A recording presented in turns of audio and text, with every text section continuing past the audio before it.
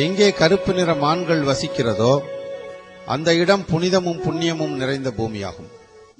அதுபோல் மனிதன் வாழும் உலகத்துக்கும் யமலோகத்துக்கும், அதாவது யமபுரிக்கும் இடையே உள்ள தூரம் 86,000 காத தூரமாகும். யமபுரிக்கு செல்லும் பாதை கரடுமுரடானது, துன்பம் நிறைந்தது. அந்த பாதையில் செல்லும் போது ஜீவன் படும் துன்பம் பற்றி சொல்லி மாளாது. மேலும் நரகங்கள் 84 லட்சம் உள்ளன. அவற்றில் 28 நரகங்கள் மிகவும் கொடுமையானவை.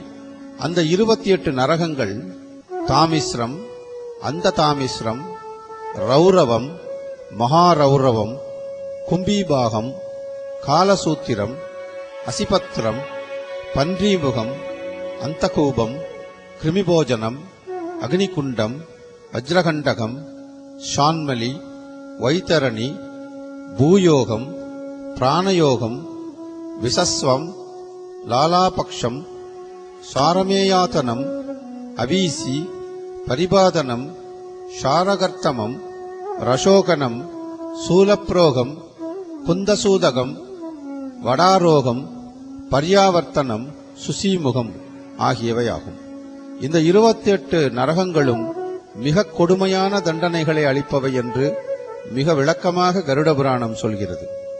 கருடாழ்வார் மீது அமர்ந்து கிருஷ்ண பரமாத்மா லோக சஞ்சாரம் செய்யும் பொழுது கருடாழ்வார் மனிதனின் மரணத்திற்கு பின் உள்ள நிலை குறித்து தனது சந்தேகங்களை கிருஷ்ண பரமாத்மாவிடம் கேட்க அதற்கு அவர் பதிலளிப்பதாகவும் அதுவே கருட புராணம் என்றும் விளக்கப்படுகிறது.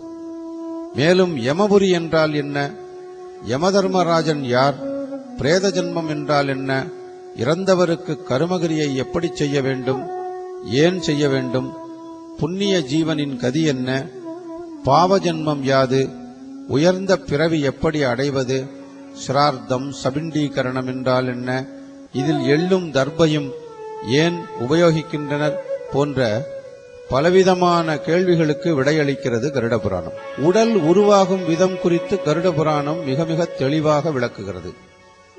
இந்திரனை பிடித்த பிரம்மஹத்தி தோஷம் விலகிய காலம் தொட்டு இந்திரன் பெண்ணிடம் சேர்ந்த தோஷம் மாதவிலக்காக அமைந்தது. அந்த 4 நாட்கள் ஆண்களை பெண்கள் விலகி இருக்க வேண்டும். 5ஆம் நாள் வீட்டு வேலைகளை செய்யலாம்.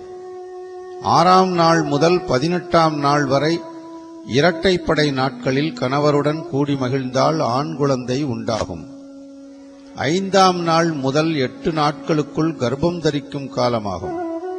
இக்காலத்தில் பெண்கள் இனிப்பு பதார்த்தங்களையே சாப்பிட வேண்டும். காரமான பொருட்களை தொடக்கூடாது. ஆண்கள் மிகவும் வாசனையான பொருட்களை தரித்துக் கொண்டு மங்கையருடன் சேர வேண்டும். அவ்வாறு சேரும்போது ஆணின் சுக்கிலமும் பெண்ணின் சுரோனிதமும் சேரும்போது பெண்ணின் வயிற்றில் கரு உண்டாகும். ஆணின் சுக்கிலம் அதிகமானால் ஆண் பிள்ளை பிறக்கும். பெண்ணின் சுரோனிதம் அதிகமாகிவிட்டால் பெண் பிள்ளை பிறக்கும். இரண்டும் சம அளவானால் குழந்தை அலியாக, அதாவது திருநங்கையாக பிறக்கும். ஆணும் பெண்ணும் சேர்ந்த 5ஆம் நாள் கர்ப்பம் தரித்தால் ஒரு குமிழி உண்டாகும். அது 14ஆம் நாளில் தசையுடன் சிறிது பெரிதாக காணப்படும். 20ஆம் நாளில் மேலும் சிறிதளவு தசை உண்டாகும். 25ஆம் நாளில் இது மேலும் வளர்ந்து 1 மாதம் முடிந்ததும் பஞ்சபூதங்களின் சேர்க்கை உண்டாகும். 2ஆம் மாதம் தோல் உண்டாகும். 3ஆம் மாதம் நரம்பு உண்டாகும்.